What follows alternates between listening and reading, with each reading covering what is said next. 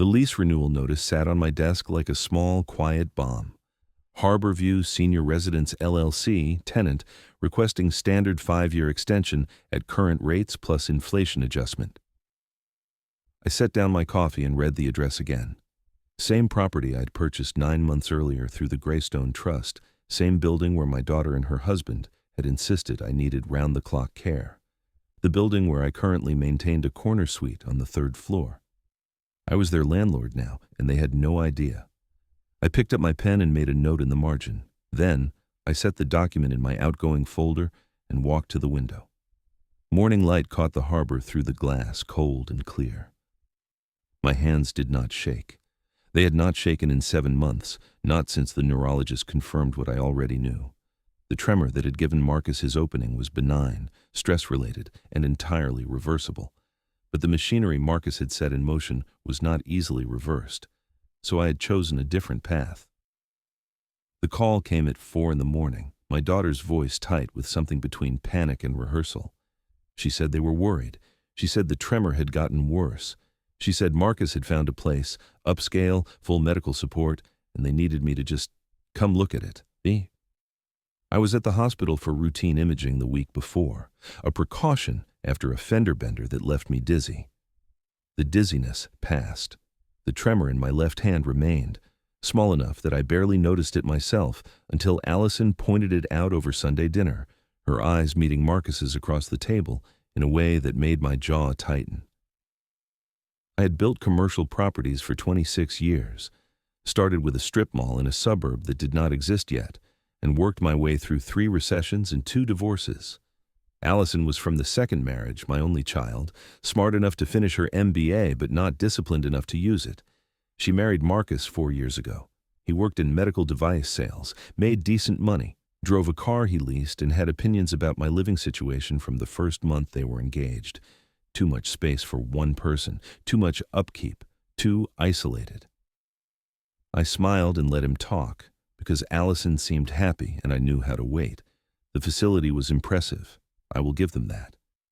Harborview Senior Residence occupied a low, modern building on 6 acres near the water. Discreet signage, landscaped approach, nothing that looked like an institution. The director, a woman named Pauline with excellent posture and a practiced smile, walked us through common areas that resembled a boutique hotel, private suites with kitchenettes, concierge medical staff, activities coordinator. They did not use words like patient or resident. They said member. Marcus did most of the talking, his hand resting on Allison's back in a way that looked supportive, but felt like steering. I asked about the lease terms for the building itself. Pauline blinked, surprised, and said the property was owned by a regional healthcare investment group. Long-term ground lease? Very stable. I thanked her and said I would think about it. In the car, Marcus turned in the passenger seat to face me. He said the neurologist had expressed concerns. I asked which neurologist. He said the one who reviewed my imaging. I asked for a name. He gave me one I had never heard. I nodded and drove them back to their house in silence. That night I requested my own medical records and made an appointment with the neurologist I had actually seen. Dr. Banerjee, a calm man in his 60s with no time for exaggeration. He looked at my chart, looked at my hands, and asked if someone had been pushing me toward long-term care. I said yes. He made a note and told me the tremor was benign, essential tremor, likely triggered by stress and poor sleep. Manageable. Nothing that required supervision. I sat in my car in the Medical Plaza parking lot and watched people come and go. The sun was setting behind a line of retail buildings I'd helped finance 15 years earlier. I thought about Marcus standing in my kitchen 3 months ago, opening my mail without asking, commenting on a missed payment for a utility bill I had already paid. I thought about Allison asking if I had been forgetting things. Small things, she said. Nothing serious, just enough to make them worry. I had not been forgetting, but I had been letting them see what they wanted to see. Old habit from negotiations, show a little weakness and see who moves on it. Marcus moved fast. Within 2 weeks of that first visit to Harborview, he was calling me with brochures for estate planning attorneys. He sent me links to articles about early intervention and quality of life. Allison started coming by unannounced, checking my refrigerator, asking if I had been eating. I let her fuss. I made lists she could find, appointments I would mention forgetting. I was curious how far they would take it. The answer came when Marcus showed up with a healthcare proxy document already filled out. He said it was just a precaution. Allison held my hand and said it would make everyone feel better. I read the document slowly. It gave them authority to make medical decisions if I became incapacitated. I asked what incapacitated meant. Marcus said the doctor would determine that. I asked which doctor. He said any qualified physician. I set down the pen and said I wanted my own lawyer to review it. The look that crossed Marcus's face was brief, but clarifying. Not frustration. Annoyance. The kind you show when a piece of machinery does not cooperate. He recovered quickly and said, of course, whatever made me comfortable. I called Bill Drennan that afternoon. Bill had handled my commercial contracts for 18 years and did not tolerate ambiguity. He read the healthcare proxy over the phone and then read it again in silence. Finally, he said it was the most overreaching document he had seen outside a conservatorship proceeding. He asked if I was in immediate medical danger. I said no. He asked if I wanted to sign it. I said no. He said good, and then he asked what I wanted to do instead. I thought about that question for 3 days. I could refuse outright and burn the relationship. I could sign and retain my own attorney to challenge it later, or I could play it through and see what they were really after. On the 4th day, Marcus called and said they had scheduled a tour with a care coordinator at Harborview, just to get me familiar with the space. No pressure. I agreed and met them there on a gray morning in February. The coordinator was younger than Pauline, a man named Derek, who wore a blazer and showed us the memory care wing with the careful enthusiasm of someone selling timeshares. He kept saying, we. We have activities. We encourage independence. I asked what independence meant in a locked corridor. He said it meant dignity and choice within a safe framework. After the tour, Marcus suggested we grab coffee in the facility's cafe. Allison was quiet, watching me with an expression I could not read. Marcus pulled out a tablet and showed me a financial breakdown. The entry fee, the monthly rate, the meal plan, the tiered care costs. It was expensive, but not outrageous for the market. He said they had already spoken with an elder law attorney about how to structure payments, protect my assets, Medicaid planning. I asked if they had spoken with my attorney. He said this was a specialist. I asked for a name. He gave me one. I wrote it down and asked why they were in such a hurry. Allison's face changed. She said they were not in a hurry. They were being responsible. Marcus put his hand on hers and said, I had to understand. They were thinking about my safety. I said I appreciated that, and I would consider it. I went home and pulled the property records for Harborview Senior Residence. The building sat on land owned by a Delaware LLC called Meridian Health Properties. The LLC was part of a larger portfolio managed by a private equity group in Boston. The ground lease had 19 years remaining with one 5-year renewal option. The facility itself was operated by a management company that leased the building from Meridian. It was a clean setup, layered and institutional. I called an old colleague in Delaware who specialized in entity formation and asked about purchasing LLCs. He said it depended on the operating agreement and whether the members wanted to sell.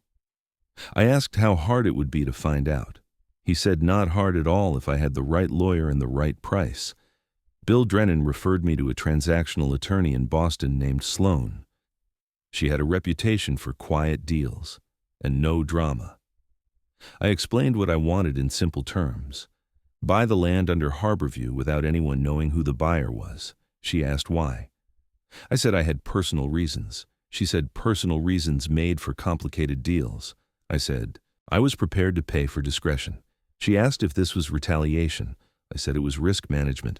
She was quiet for a moment and then said she would make some calls. 3 weeks later, she called back. Meridian Health Properties was willing to sell. The portfolio was underperforming and the private equity group was looking to liquidate non-core assets. The price was $7.2 million. Market rate may be slightly below, given the long-term lease encumbrance. I asked about the structure. She said we could set up a trust, make the purchase through a series of intermediaries, keep my name out of every filing. I asked what the timeline looked like. She said 60 days if we moved quickly. I told her to draft the documents. The trust formation took 2 weeks. Greystone Trust, named after a project I had built in the early 2000s. Sloan set up a Wyoming LLC as the trustee, managed by a registered agent I would never meet. The LLC would hold title to the property. I would control the LLC through a private operating agreement that was not part of any public record. Clean, layered, invisible. I wired the funds into an escrow account and waited. During that time, Marcus called twice to follow up. He said they had held a spot for me at Harborview, and the care coordinator was ready to start onboarding. I said I was still thinking. He said time was a factor. Spots did not stay open forever. I said I understood, and I would let him know. The purchase closed on a Thursday in April. Sloan sent me a PDF of the recorded deed. Greystone Trust was now the owner of 6 acres and 1 commercial building in a coastal suburb, subject to existing leases and encumbrances. I printed the deed and put it in a folder in my desk. Then, I called Marcus and told him I was ready to move in. The transition took a week. Allison helped me pack, sorting through my files and books with an efficiency that felt rehearsed. She kept asking if I was sure. I said I was. Marcus arranged for movers and coordinated with the facility staff. He seemed lighter, almost cheerful. He made jokes about my finally slowing down and enjoying life. I smiled and let him talk. The suite they had arranged was on the 3rd floor, corner unit with views of the harbor. It was furnished in neutrals and had a bathroom with grab bars I did not need. The kitchenette had a microwave and a small refrigerator. The closet was larger than expected. I unpacked my clothes and set up my laptop on the desk. Then I went to meet with Pauline. She welcomed me warmly and went over the schedule. Meals in the dining hall, optional activities, weekly check-ins with the nursing staff. I asked about the lease for the building. She seemed surprised by the question again and said the management company handled all of that. I asked if she knew who owned the property. She said she thought it was a healthcare investment group. I thanked her and told her I was settling in well. She seemed relieved. The first week was instructive. I observed routines, noted staffing patterns, learned who made decisions and who followed them. The facility was well run but institutional. Rules about meal times, rules about visitors, rules about overnight guests. Nothing oppressive, but everything structured. I followed the rules and watched. Marcus and Allison visited on Sunday. They seemed pleased. Marcus asked how I was adjusting. I said it was fine. He asked if I needed anything. I said no. Allison hugged me and said they would visit again soon. After they left, I went back to my suite and opened my laptop. Bill Drennan had sent me a summary of my options as the new owner. The existing ground lease gave me limited immediate leverage. The facility could operate as long as they paid rent and maintained the property, but the lease required annual compliance certifications, and any default would give me grounds to renegotiate or terminate. I asked Bill to review the lease carefully and flag anything that could be construed as a violation. He said he would need access to the lease documents. I told him I would get them. 2 days later, I requested a meeting with Pauline to discuss resident concerns. She agreed and brought the facility director, a man named Todd who wore golf shirts and spoke in corporate platitudes. I asked about the building's maintenance schedule. Todd said everything was current. I asked to see documentation. He hesitated and then said he would have to check with the management company. I said I would wait. The documentation arrived a week later, incomplete but revealing. The facility was behind on several safety upgrades required by the lease: fire suppression system updates, ADA compliance in common areas, parking lot resurfacing. Nothing catastrophic, but enough to constitute material non-compliance. I forwarded the documents to Bill. He reviewed them and confirmed my assessment. I asked what notice I needed to give. He said 30 days for a demand to cure. If they did not cure, I could terminate the lease or renegotiate terms. I asked if they would know who was making the demand. He said not unless they hired someone to dig through the trust structure. I told him to send the notice. The notice went out on a Monday in May.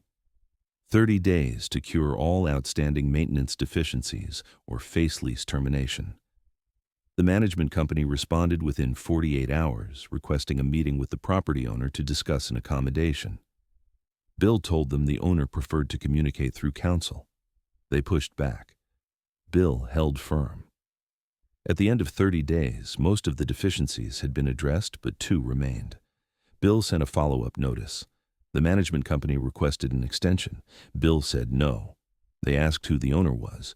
Bill said that was confidential. They threatened to litigate. Bill said they were welcome to try.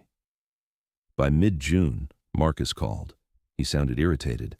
He said there was some issue with the facility's lease and they might have to move residents temporarily while upgrades were completed. I asked if it was serious. He said it was a bureaucratic thing, nothing to worry about. I asked if I would need to move. He said probably not, but he would keep me informed. I thanked him and hung up. That evening, Bill sent me an email. The management company had reached out again, this time offering to buy the property outright. The offer was $8.4 million. I told Bill to decline. The complications came in stages. First, the facility tried to negotiate directly with the trust, using a commercial real estate broker to identify the beneficial owner. The broker got as far as the Wyoming LLC and stopped. Then, the management company filed a declaratory judgment action, asking a court to determine whether the lease violations were material. Bill filed a motion to dismiss for lack of standing. The case dragged. Meanwhile, the facility had to complete the remaining upgrades. The parking lot was resurfaced in July. The ADA compliance work took longer and required closing parts of the building. Residents were inconvenienced. Some families complained. Allison called and asked if I was being affected. I said minimally. She sounded stressed. I asked if everything was all right. She said Marcus was dealing with some work issues and they were both worried about the facility's stability. I told her I was sure it would work out. In August, the management company offered to renegotiate the lease. They wanted a 10-year extension at below market rates in exchange for dismissing the litigation and agreeing not to pursue further compliance actions. Bill called to discuss. He said the offer was bad business, but it would end the fight. I asked what would happen if we did not take it. He said the lease would expire in 18 years, and we could renegotiate then or let it lapse. I asked what would happen to the residents if the lease lapsed. He said they would have to relocate. I thought about that for a long time.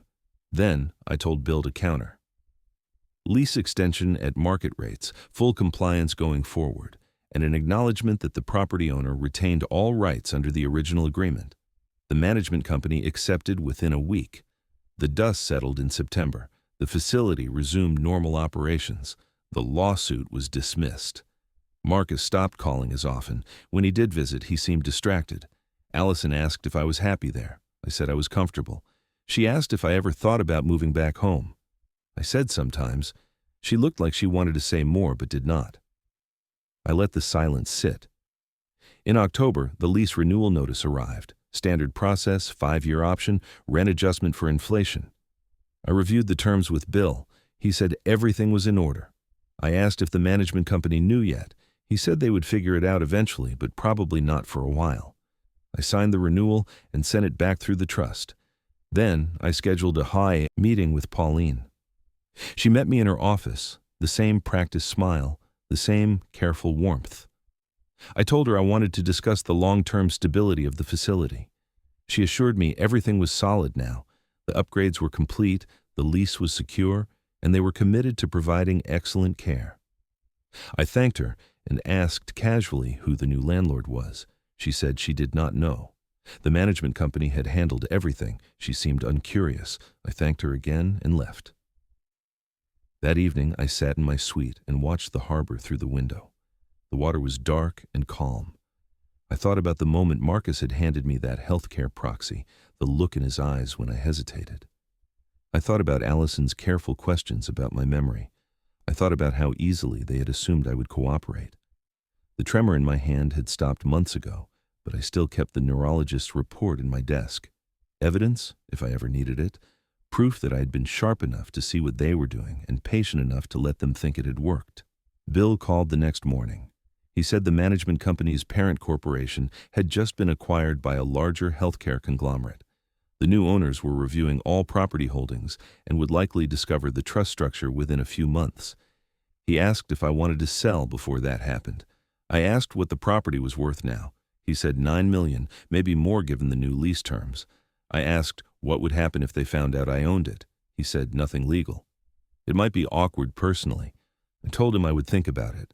I did not have to think long. Marcus called that afternoon. He sounded strained.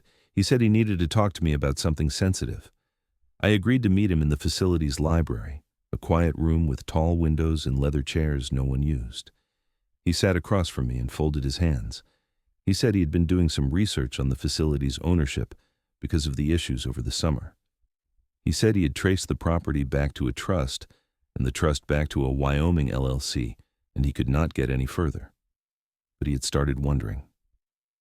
He looked at me and asked directly if I had anything to do with it. I met his eyes and did not answer right away. I let the silence extend until it became uncomfortable. Then I said I had made some investments over the years.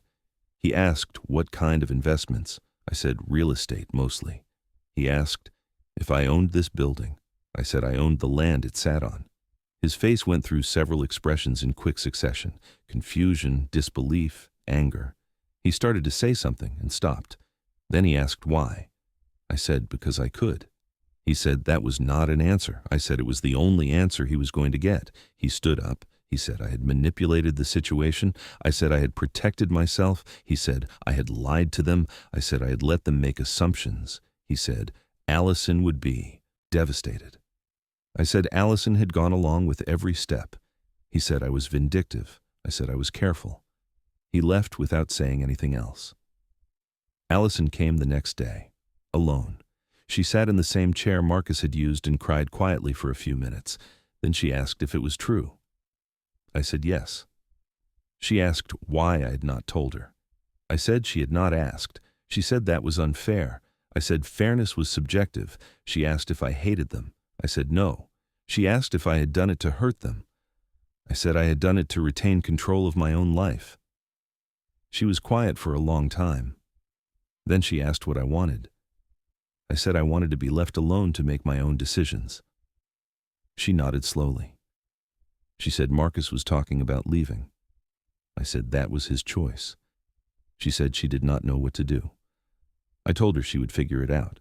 She came back a week later. She said Marcus had moved out. She said they were separating, at least for now.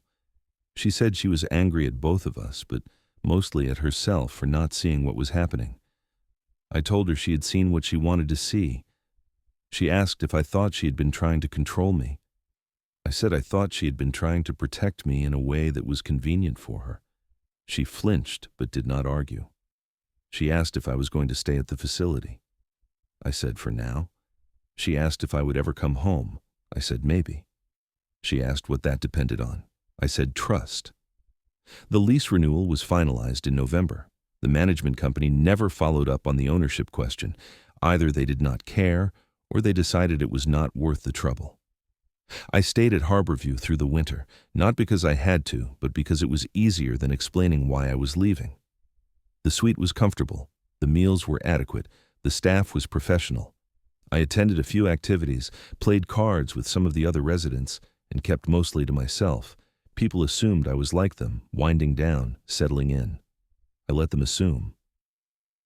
In March, I signed the paperwork to move back to my house. Allison helped again, quieter this time, more careful. She asked if I was selling the property. I said no. She asked what I was going to do with it. I said collect rent and make sure the lease terms were honored. She asked if that was satisfying. I said it was clarifying. She did not ask what I meant. The house felt larger than I remembered, but not empty. I set up my office in the same room I had used before and went back to work. I had projects that needed attention, deals that had been deferred, clients who were willing to wait. Bill Drennan called to congratulate me on what he called the most patient piece of business he had ever witnessed. I told him patience was underrated. He laughed and said most people could not sit still long enough to let a plan mature. I said most people did not need to. Marcus filed for divorce in April. Allison called to tell me, her voice flat and tired. She said she was not fighting it. She said she was moving into a smaller place and going back to work. She asked if I was relieved. I said I was not sure relief was the right word. She asked what the right word was. I said, clarity. She was quiet and then said she understood. The facility sent me a holiday card in December, generic and corporate, thanking me for being part of their community. I filed it with the rest of the lease documents. The rent checks came on time every month. The property appreciated slowly. I reviewed the financials once a quarter and approved maintenance budgets as needed. It was boring work, which was exactly what I wanted. No drama, no surprises. Just a steady return on a piece of land I had bought because my son-in-law thought I was too old and too confused to protect myself. I thought about that sometimes, late at night when the house was quiet. I thought about the tremor in my hand that Marcus had turned into a weapon. I thought about Allison's careful questions and the way she had looked at Marcus across the dinner table. I thought about the healthcare proxy document and the care coordinator's rehearsed smile. And I thought about the moment I realized I could buy the ground they were standing on, and they would never know until I wanted them to. It was not revenge. Revenge was loud and destructive and temporary. This was something else. This was the quiet satisfaction of knowing that every month, without fail, the people who had tried to make me small were paying me rent. They were following rules I could change. They were operating on land I controlled, not because I needed the money or the power, but because I had decided I was not done making my own choices. And because sometimes the most effective response to betrayal is not to fight back, but to rearrange the board so completely that the fight becomes irrelevant. I still live in my house. I still manage my properties. I still see Allison, less often than before, but without the weight of unspoken resentments. She has her own life now, built on terms she chose. Marcus is gone, remarried last I heard, selling medical devices in another state. The facility operates smoothly under professional management. The residents are well cared for. The staff is competent. And every month, the rent check clears, a small reminder that patience and precision will always outlast panic and entitlement. Some mornings I drive past Harborview on my way to other projects. I see the landscaped entrance and the discreet signage, and the building that sits quietly on land I own. I do not stop. I do not need to. The deed is in my desk, the lease is in my files, the trust is intact, and the tremor in my hand, the one that started this whole chain of events, is gone completely. Turns out all I needed was a little less stress and a lot more control.